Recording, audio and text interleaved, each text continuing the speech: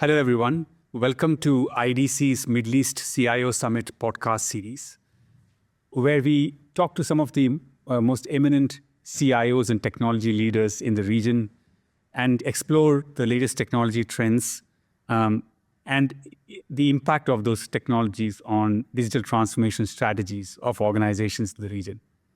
Our guest today is Faisal Ali. Faisal is the group CIO of Gargash Group. Gargash is one of the leading business groups in the UAE, which owns several internationally renowned brands across verticals such as automotive, real estate, financial services, and F&B. Faisal, welcome. Thank you. It's great to be here. So Faisal, if I can start with the role of the CIO. You've been in this role for several years. With all the disruptive technologies that are coming our way and have been coming our way over the last several years, and the acceleration of digital transformation, how has the role of the CIO evolved?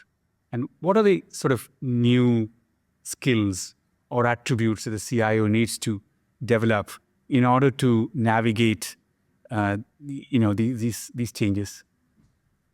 Well, that's a good one to start out with. Look, I've been in the industry for 30 plus years, so I'm a dinosaur. But, one of the advantages of being a dinosaur is you live through it and you get to see a lot of it. And, with the vantage point you get, you can kind of see what's coming. The role has evolved so much. We started out as a support function back in the 90s to where we've truly now become a strategic partner of the business. Not just the driver, but a strategic partner of the business. And I think that's wherein the real values lie. There were the good old days where we were considered drivers and driving was very interesting and very important. But I think if the business doesn't view you as a partner, then there is a certain amount of resistance and challenges that crop up. It's truly when they see you as a partner going hand in hand with a common objective, you truly become a partner in the development of the organization, the development of the business, and you bring in the solutions that are far greater than what you could have imagined just by yourself alone. And this shift towards being a strategic partner, what are the sort of attributes that the CIO needs to develop in order to become that strategic partner? What kind of skills does he or she develop? Well, you've got to be an aggressive, astute thinker. I would say, classic risk taker has to be there. If you're not going to take risks with technology, then you're probably going to be bringing in stuff that was probably released 2010, 2011, right about now, which is already obsolete. So we need to be a little more aggressive, a little more forward thinking. We have to always project where the technology will bring value to the business. Will it bring value to the business? Not every technology is meant for every business. There are some wonderful use cases for blockchain, but then it's not an end-all solution for all. Similarly, we had mixed reality and now virtual reality. Mixed reality is coming back. It's maturing. Great pieces of tech, but probably not for everyone. So you got to be able to assess independently with firm, sound judgment and say, does this really fit our needs? Does it fit today or will it fit 5 years from now? Should I start thinking or not really, something we really will not take advantage of? So we really have to assess all of that stuff. I think once you've got that down, the passion for technology has got to be there. If you're not passionate about technology, do yourself a favor, get out of the field. Yeah. You're going to burn out. You're going to burn out real fast. So your passion has to be there, and you've got to understand the business language. If you can't speak their language, then half the battle is lost. So I think those are some really important characteristics, traits, requirements that a modern CIO must have. Excellent. I think great points there. Passion for technology, risk taking, the business understanding, and so on. Absolutely key. And as organizations, as they evolve on the digital transformation journey, I'm sure Gargash is going through that Absolutely. That journey. There are, of course, different you're also as a CIO, you're looking at the outcomes from that digital transformation journey. It's been obviously several years since organizations, started transforming significantly. And so from a Gargash standpoint, where are you on the digital transformation journey, and what are the kind of outcomes that you have had? So I am not your traditional CIO who looks at things as my empire and I hold it very close, all my cards very close to my chest. Not at all. I'm actually quite the liberal kind. I challenge the convention and I like the convention challenging me back. Very early on during my tenure at Gargash, we started segregating digital from tech, core tech stacks. And my analogy was always that they are two very different vehicles for two very different purposes, right? Digital was, and pardon my language here, was the young, shiny, cool kid, right? That was agile, that was fast, that was forward-facing, front-facing, customer-connected, needed to deliver stuff and needed to deliver stuff really fast. They didn't have time to slow down. And they needed to go at a very different pace with a very different governance model. Coupled with tech, which was this big, cumbersome legacy line of business applications, your ERPs, your CRMs, right? All of these that are strategic investments. You cannot change them every 6 months to a year to 2 years just because the industry is talking about something different or the buzzwords have changed or there's a different way of looking at things. They can't go at that pace. So you've got these really cool, the AMG GT kind of cars that is our digital versus these big giant commercial trucks that take the load and they go. So they needed to go at very different paces. They needed to go in very different directions, yet there needed to be a synergy between them.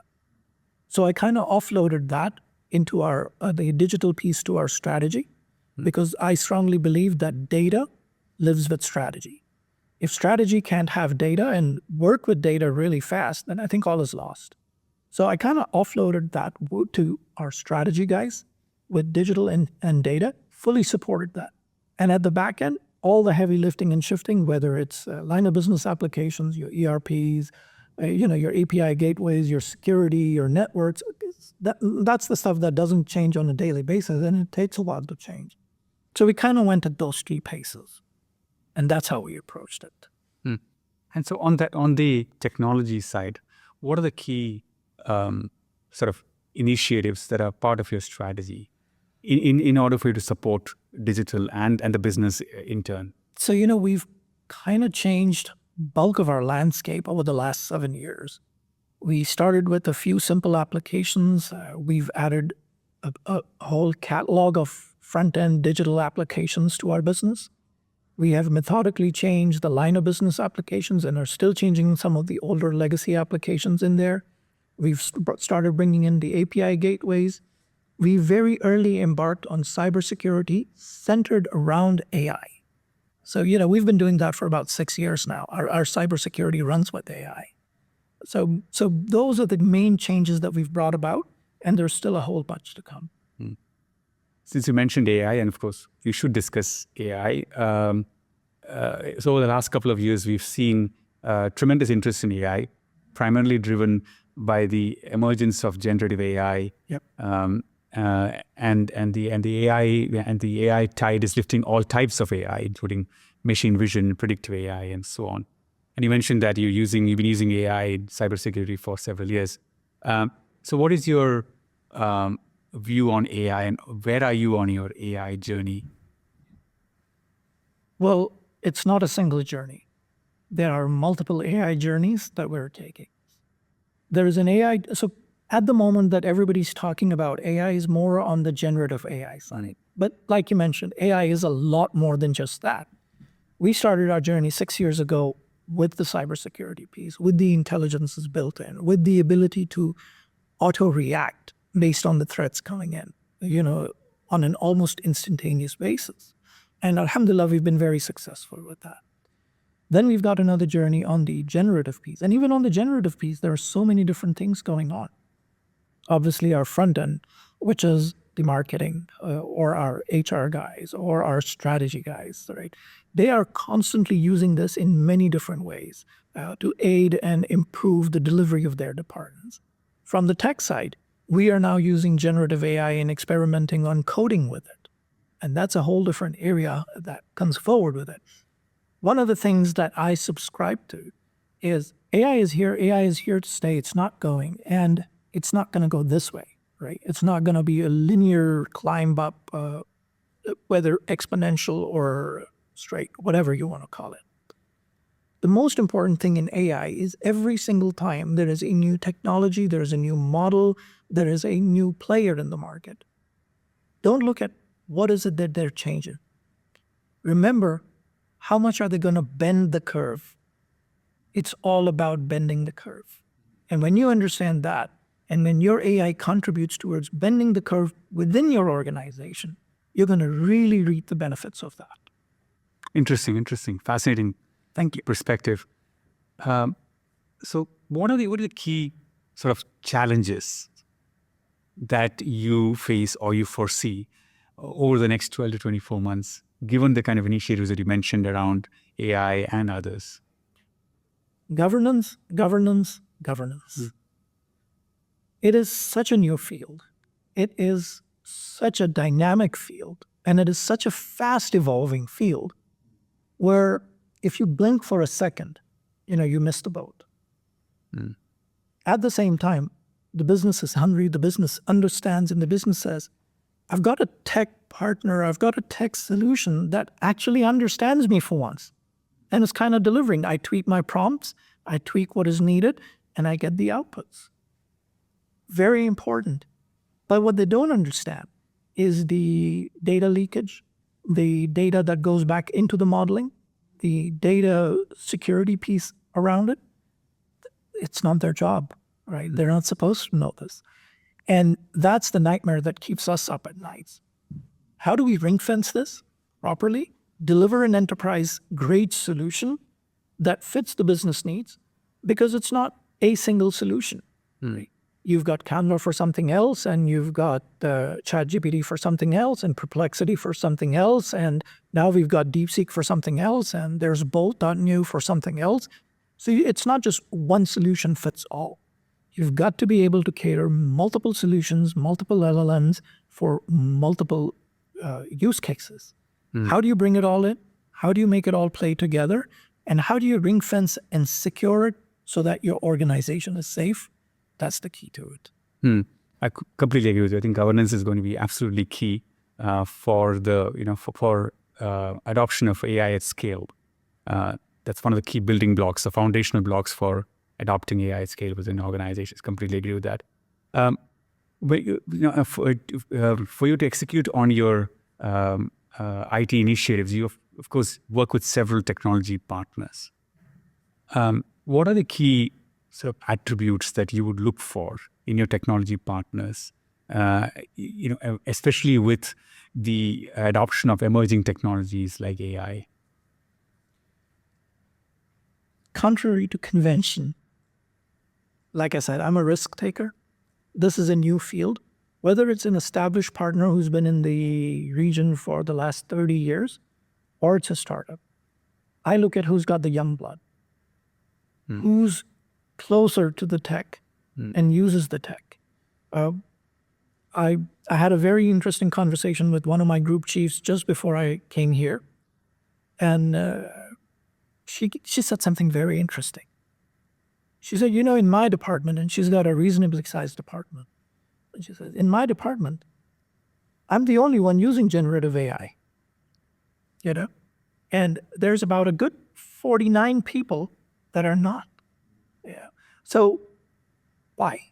Why is there that disconnect, right? Why are we not able to bring either a partner that excites them, connects with them, or is able to deliver a value to them? Are they going to see the partner as a threat? Is that natural resistance, that barrier going to come in? How's that partner going to be able to bridge that gap, right? It's okay to talk to me and have that strategy, have that vision of technology, have those budgets. That's fine.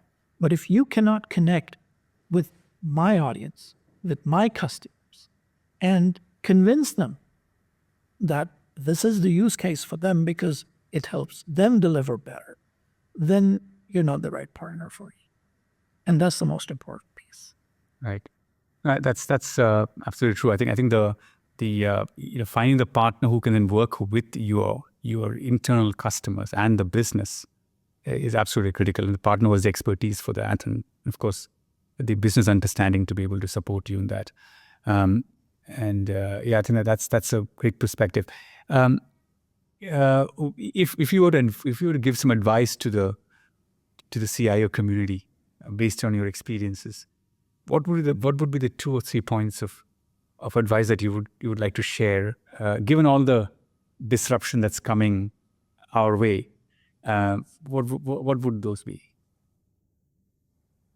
I've got just 3 pieces to share, and these are things that I use in my daily life, honestly.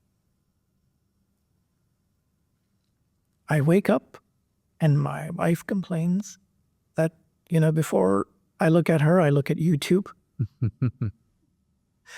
And I try to figure out what's the latest and greatest content that's out, whether it's generative AI or some other field. I've got my whole bunch of subscriptions, and I kind of look at those dots and see which one's coming through next. So my day starts out with that. I want to start out with understanding what I missed while I was sleeping, and did I miss the world? That's the most important piece for me. Then during the day, it is about absorbing that knowledge and conveying that message back to my business, back to my stakeholders, back to my bosses and to my boards. Right? What I learned, was it beneficial, and could I convey the message back? And before the end of the day, I want to understand if they understood what I understood, and if we are aligned on the values, and if there is a use case that can be built and that can be moved forward. So I can leave at the end of the day asking my department to say, hey guys, have a look at this, have a look at that. I think there's a great value to be had over here. Tell me what you guys think and how we can bring this in. Those would be the 3 key pieces that I would leave the CIOs with. Fantastic. As you know, the Middle East CIO Summit brings together CIOs and technology leaders across industries. Across the Middle East.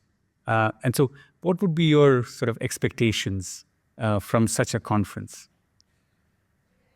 Well, the first couple of times, my expectations were here, and I'm not sure if the camera is going to catch this or not. They're here now. And that's because you guys do a great job. I'm very honestly. The content that's delivered over there, the first-hand talks that we get, the ability to Q&A, and the ability during the event to interact, not just with the partners, but also with other group CIOs, strategy officers, data officers, cybersecurity officers. It's like 8 for us. Thank you so much, Faisal, for your time and for this chat. My pleasure. Thank you so much for having me over. Thank you very much, ladies and gentlemen, and see you in the next podcast. Thank you. Be there.